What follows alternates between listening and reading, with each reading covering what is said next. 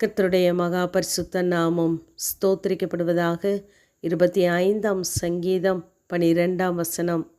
கர்த்தருக்கு பயப்படுகிற மனுஷன் எவனோ அவனுக்கு தாம் தெரிந்து கொள்ளும் வழியை போதிப்பார் என்று சங்கீதக்காரனாகிய தாவீது சொல்கிறார்.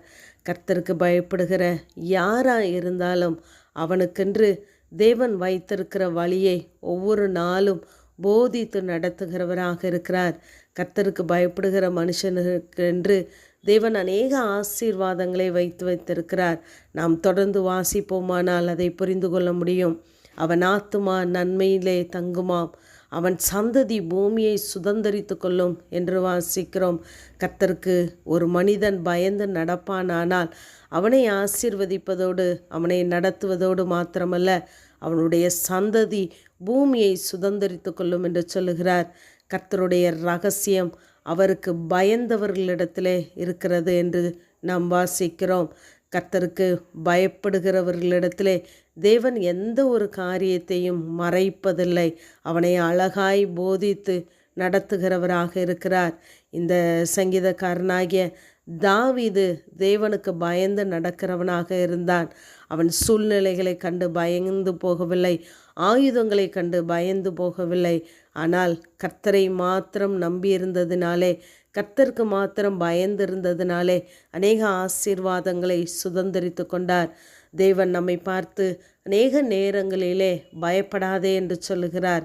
நாம் மனிதர்களை பார்த்தோ, மனிதர்களுடைய வார்த்தைகளை பார்த்தோ, சோதனைகளை பார்த்தோ, சூழ்நிலைகளை பார்த்தோ நாம் பயந்து போக வேண்டாம். ஏனென்றால் கர்த்தர் அவைகள் எல்லாவற்றினின்று நம்மை விடுவிக்க போதுமானவராகவே இருக்கிறார். ஆனால் மல்கியா 1ஆம் அதிகாரம் 6ஆம் வசனத்திலே தேவன் கேட்கிறார், நான் பிதாவானால் என் கனம் எங்கே? நான் எஜமானனானால் எனக்கு பயப்படும் பயம் எங்கே என்று சேனைகளின் கர்த்தர் கேட்கிறார் என்று வாசிக்கிறோம். நாம் கர்த்தருக்கு பயப்படுகிறதை அவர் எதிர்பார்க்கிறார், விரும்புகிறார். ஏசாயா 11ஆம் அதிகாரம் 3ஆம் வசனத்திலே கர்த்தருக்கு பயப்படுதல் அவருக்கு உகந்த வாசனையாக இருக்கும் என்று வாசிக்கிறோம். தேவன் அதிலே பிரியப்படுகிறார் என்பதை நாம் அறிந்து கொள்ளலாம். கர்த்தருக்கு பயப்படுகிறவர்கள் மேலே அவருடைய கிருபை மிகவும் பெரிதாக இருக்கிறது. எவ்வளவு பெரிதென்றால், பூமிக்கு வானம் எவ்வளவு உயரமாய் இருக்கிறதோ அத்தனை உயரமாய் அவருடைய கிருபையை நம்மத்திலே பொழிகிறவராகவே இருக்கிறார்.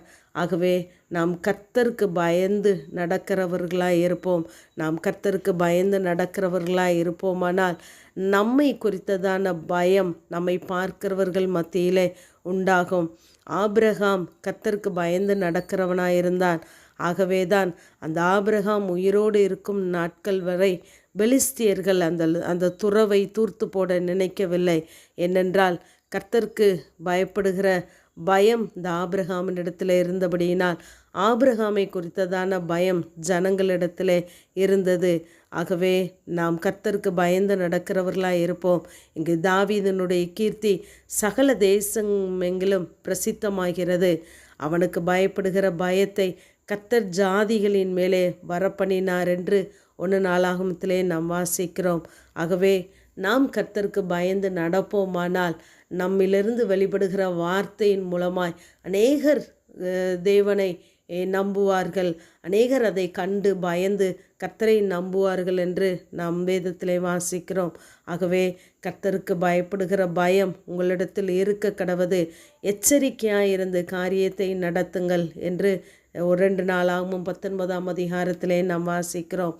ஆகவே கர்த்தருக்கு பயப்படுகிற பயம் நம்மிடத்திலே இருக்குமானால் நாம் செய்கிற எல்லா காரியங்களும் தேவனுக்கு பிரியமானதாக இருக்கும். மனிதர்களுடைய பார்வையிலும் அது செம்மையாகவே தோன்றும். ஆகவே நாம் கர்த்தருக்கு பயப்படுவோம். கர்த்தருக்கு பயப்படும் பொழுது நமக்கு நம்பிக்கை பிறக்கிறது. ஆகவே தேவனுக்கு பயப்படுகிற பயம் நமக்கும் நம்முடைய குடும்பத்தினருக்கும் இருக்கும் பொழுது நம்முடைய பிள்ளைகளுக்கு அடைக்கலம் கிடைக்கிறதா இருக்கிறது.